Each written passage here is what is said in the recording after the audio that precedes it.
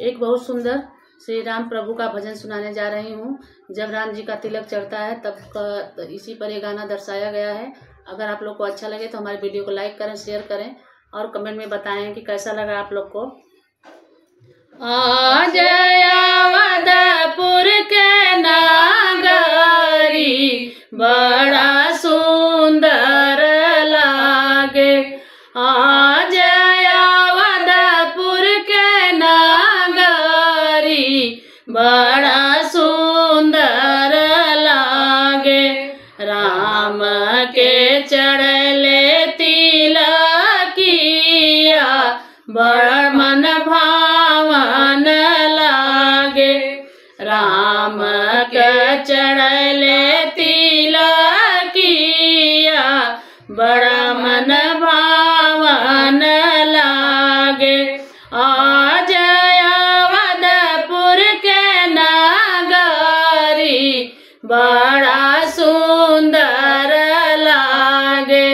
आज अवधपुर के नागरी बड़ा सुंदर लागे।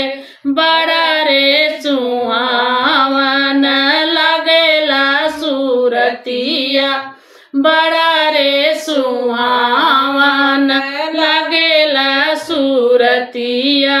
मोहनी बाटी मूरतिया बड़ा सुंदर लागे। मोहनी बाटी मूरतिया बड़ा सुंदर लागे। आज अवधपुर के नागरी बड़ा सुंदर लागे। आज अवधपुर के नागरी बड़ा सुंदर लागे। राम के चढ़ले तिलकिया मन भावन लागे। राम के चढ़ले तिलकिया मन भावन लागे। राम के माथे तिलक भल सोहे। राम के माथे तिलक भल सोहे। कंधवा पे सोहले धनुइया बड़ा सुंदर लागे। कनवा पे सोहले धनुइया बड़ा सुंदर लागे। आज अवधपुर के नागरी बड़ा सुंदर लागे। आज अवधपुर के नागरी बड़ा सुंदर लागे। राम का चढ़ले तिलकिया मन भावन लागे। राम का चढ़ले तिलकिया मन भावन लागे।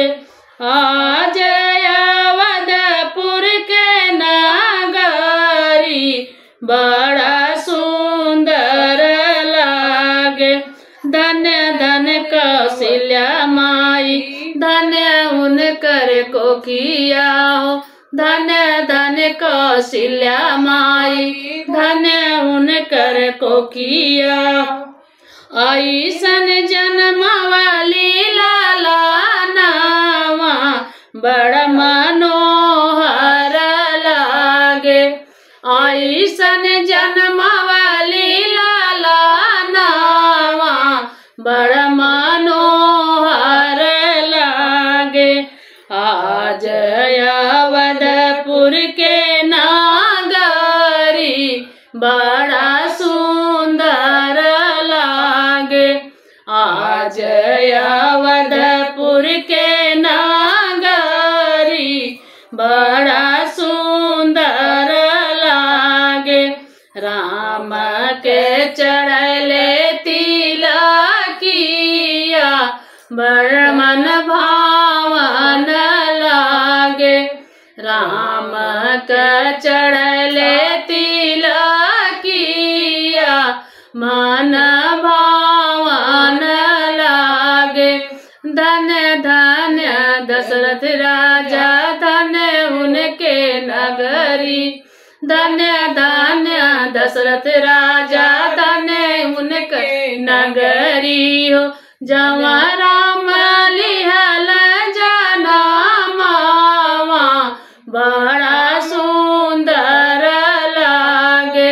जवा राम लिहल जनमावा बड़ा सुंदर लागे।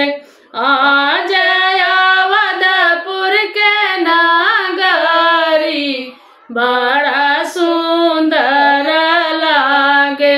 राम का चढ़ले तिलकिया मन भावन लागे। राम का चढ़ले तिलकिया मन भावन लागे। हमारा अगर ये गाना अच्छा लगे तो आप लोग हमारे गाने को कमेंट कीजिएगा, लाइक कीजिएगा और कमेंट में बताइएगा कि आप लोग को कैसा लगा हमारा ये भजन।